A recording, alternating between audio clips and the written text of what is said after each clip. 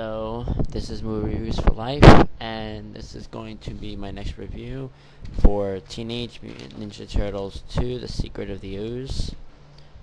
Nostalgia-wise, is better because this was actually the first Ninja Turtles film that I saw. I remember seeing the trailers for the original, being excited and wanting to see it, but I didn't get to see it until after I saw this in the theaters. So, in a nostalgia way, this is my favorite. It lightens the film up, obviously, very considerably. From the minute that the first minute of the film starts off with everybody eating pizza, and the turtles coming into action, obviously in a shop or whatever, and they start to kind of do funny antics to defeat the Foot Clan. It's once again being distributed by New Line and Golden Harvest. This director is Michael Pressman. He takes over. I guess the other director wasn't asked back, or maybe he didn't want to do it, or he had other commitments. David Warner plays kind of a prominent role in the film. He plays the doctor who created the ooze that transformed the turtles and Splinter into adult, reptiles and rat. And it's kind of cool to note, though, like originally it was going to actually be revealed that David Warner's character was actually Krang, or a Krang-like creature from Dimension X.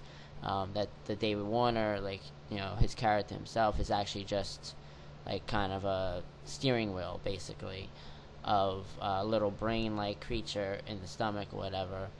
Kind of like, if you ever see Men in Black, the creature that tells them about the Orion's belt.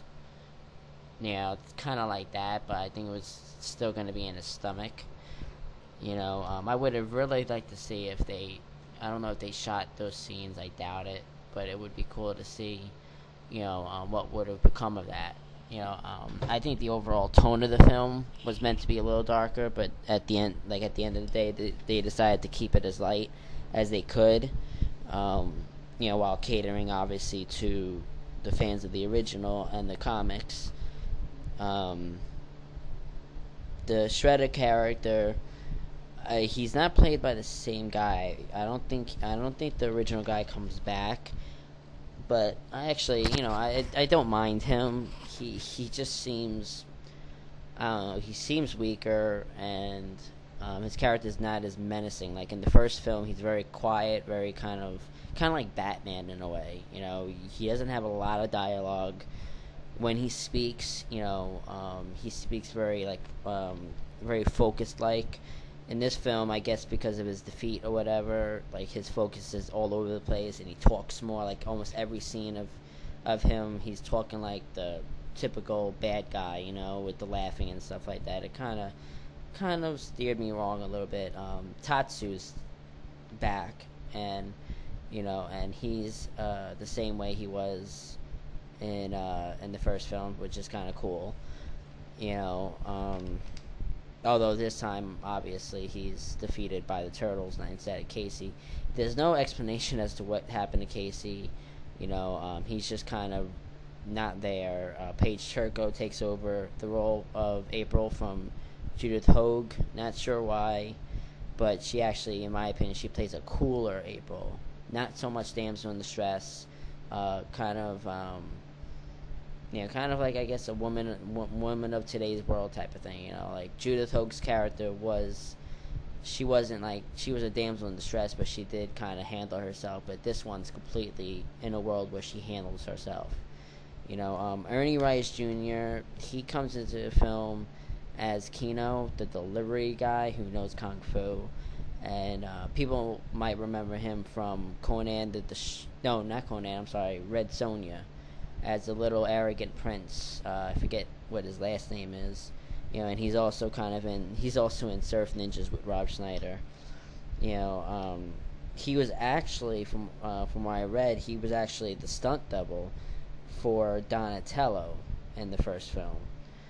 So I don't know how he got. I mean, I guess you don't have to exactly be big or anything to go in those suits, But but I mean, I don't think he does the stunt doubles in this film, obviously, because he's a main character, And the one cool thing was obviously the ending of the film. Everybody's got to know this. The whole Vanilla Ice ninja rap thing was kind of cool. I heard this version of the song that Vanilla Ice made. He made a metal album after like the whole rap scene for him went completely downhill, and it's just a terrible version. I don't know why he decided to metalize all his songs, but he stinks at metal as well. So, but this song is one of my favorites, and probably my only favorite from him. But the ending scene is just funny and cool at the same time. Takes away the whole ninja thing though, because everybody sees them, and even Shredder is completely off the wall with him being a ninja or anything like that. Like, he doesn't even try to stay hidden or nothing. And it's kind of weird that a nightclub would be right next to a dumpster. I don't get that. I mean, because I believe that the whole place that Shredder and them were hiding out was a dumpster or a garbage heap or whatever. Why would a nightclub be right next door to that? But that's just me being kind of what do you call it? Technical.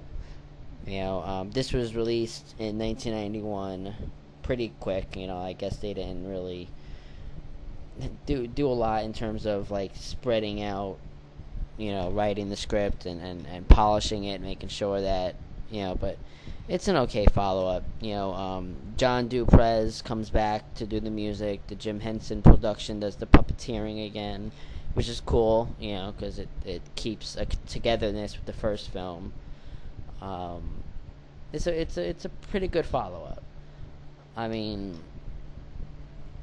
I guess the only explanation I can say for why it's lighter, at least in terms of to make it a little more realism, is that the turtles are living with April, and at least in the beginning of the movie, so they've had a chance to live a human life, so their interaction as being kind of human changes them a bit. Like if you remember in the first film, when they're watching the TV, they're watching it like little kids when they first learn to watch TV. Like, oh my God, look at this! Like, we haven't had this before.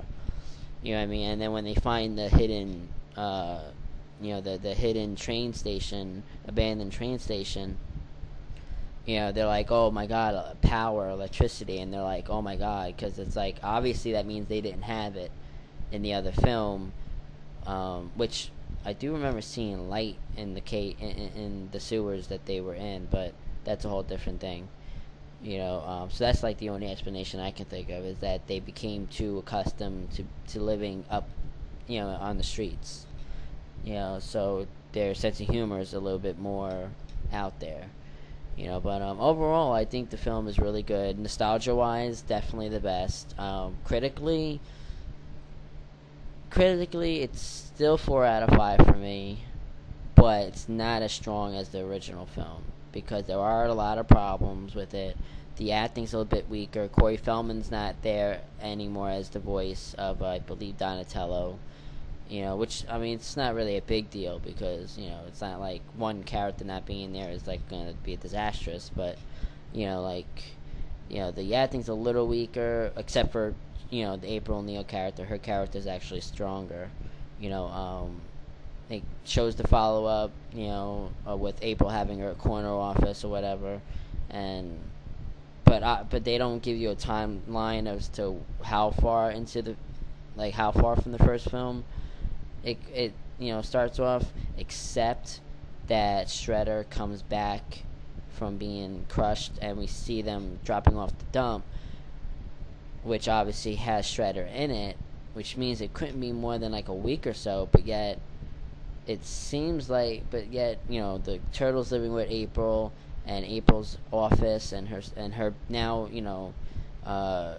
going to places like Bayonne, which is actually where I live, which is kind of cool, but I don't really see any noticeable, areas. But those suggest that they've been there for a while, which kind of conflicts with that, but that's just being technical again. So I'm going to give this another 4 out of 5. I really would have liked to see Bebop and Rocksteady, because that was originally who was supposed to be in there, not Tokka and Rahzar. But Tokka and Rahzar is fun. They're silly. They probably shouldn't even be there, but oh well. That's what happens with some sequels. But definitely giving this 4 out of 5. Go see it.